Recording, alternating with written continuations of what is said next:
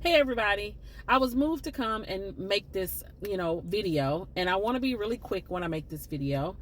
I just left church and I really wanted to share this message, and I hope that it is helpful for somebody out there. The word today came from Exodus 20 verse 12. And that verse, where I'm paraphrasing, simply says, honor your father and your mother, right?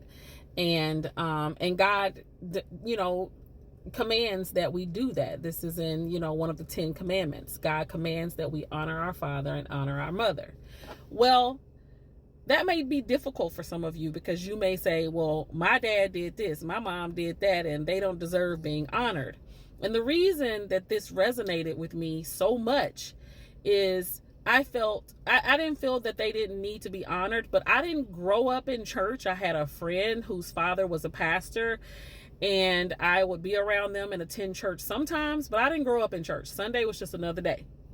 And I decided at the age of 18 that I would get baptized, and then I've been in church ever since. So nobody's going to tell me that God isn't real, because I know that from a small child, God has put several things in me, and there's no other explanation for it besides it being God.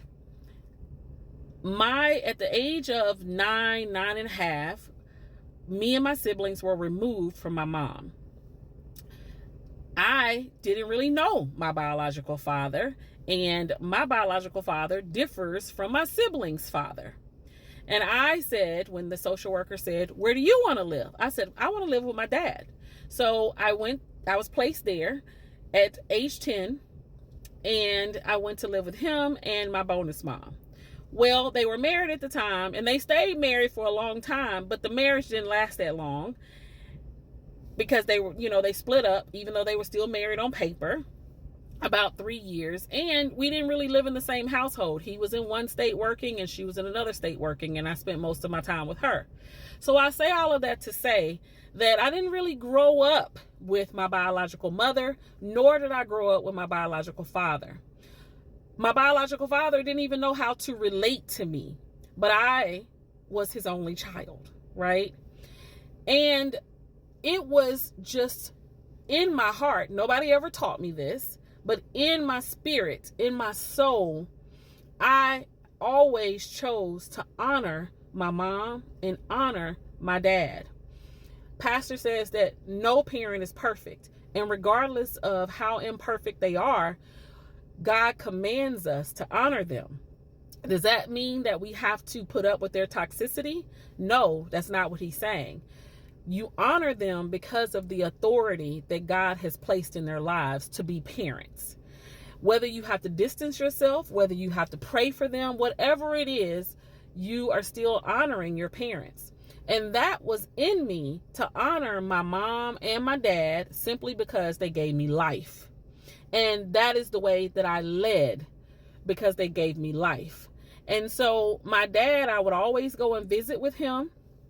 I would spend time with him. Same with my mom. And if you saw me with my mom today, me with my siblings today, you would never guess that we didn't grow up together. That would never come across as that happening to us, because we all get along very well. And, I spend time with my mom and talk to my mom on a weekly basis. And when I became a mom, I started putting the pieces of the puzzle together, understanding some of the difficulties that she faced, having 5 children by the age of 28, living where there wasn't as much assistance as there is now, right?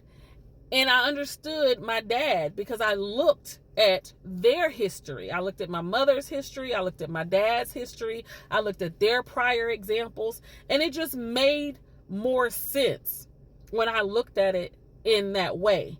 What I'm saying is, I looked at them like they were human beings.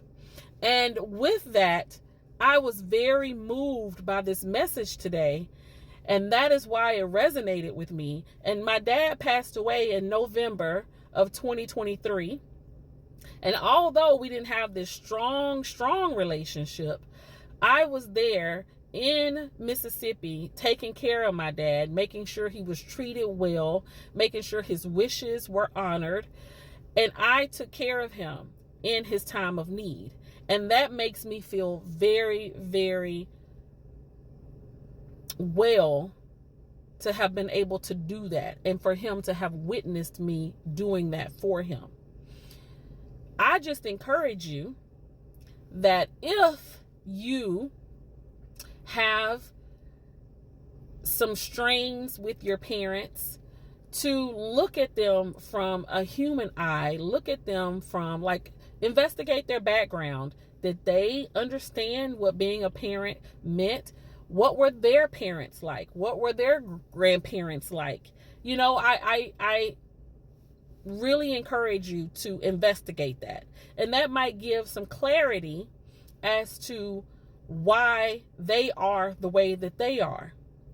Again, this isn't about toxicity, because if there is toxic traits, because we can't choose our family, that's what Pastor D says, can't choose our family, but we can treat them with respect. So if there is toxicity, then what you can do, the most powerful thing that you can do, is you can pray for them. Pastor D says you can't pray on them, like pray that God says fix them, pray that God says straighten them out, pray that God says, you know, all these things. No, you don't pray on them, you pray for them. So if you can't do anything else for them because of the level of toxicity that they've added to your life, or if there is, you know, danger in you being able to interact with them, then what you do is you pray for them.